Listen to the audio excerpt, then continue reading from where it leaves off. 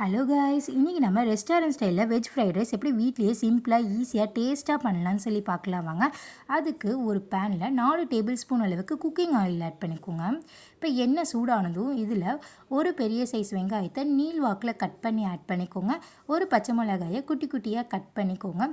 இதில் இஞ்சி அண்ட் பூண்டு ரெண்டையும் குட்டி குட்டியாக கட் பண்ணி சேர்த்து அடுப்பை ஹை ஃப்ளேமில் வச்சு நல்லா இப்படி ஃப்ரை பண்ணி விடுங்க. இப்போ வெங்காயம் நல்லா முழுமையாக வெந்ததுக்கு அப்புறமேட்டுக்கு நமக்கு விருப்பமான காய்கறிகள் என்ன இருக்கோ அதை நம்ம இதில் ஆட் பண்ணிக்கலாம். நான் கேரட், பீன்ஸ் குடமிளகாயை நல்லா நீளமாக கட் பண்ணி இது கூட சேர்த்துருக்கேன்.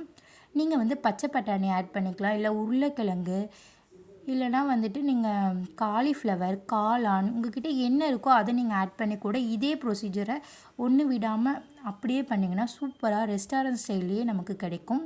இப்போ இது கூட ஒரு டேபிள் ஸ்பூன் அளவுக்கு சர்க்கரை ஆட் பண்ணிக்கிறேன். சர்க்கரை எதுக்காக ஆட் பண்ணுறோன்னா அப்போ தான் காய்கறிகளோட கலர் சேஞ்ச் ஆகாமல் நமக்கு இருக்கும், அதனால் நான் ஆட் பண்ணிக்கிறேன். இப்போது காய்கறிகளை வதக்கும் போது அடுப்பை ஹை ஃப்ளேம்லேயே வச்சுக்கோங்க, லோ ஃப்ளேமுக்கு மாற்றிடாதீங்க.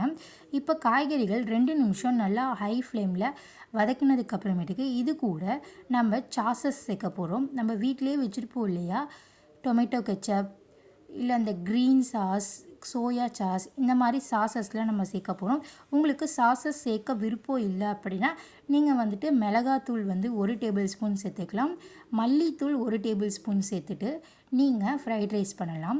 இப்போ சாஸஸ் சேர்க்கணும் அப்படின்னா எல்லா சாஸுமே ஒரு டேபிள் ஸ்பூன் எடுத்துக்கோங்க. Tomato ketchup 1 table spoon, green sauce 1 table spoon, soya sauce 1 table spoon எடுத்துக்கோங்க.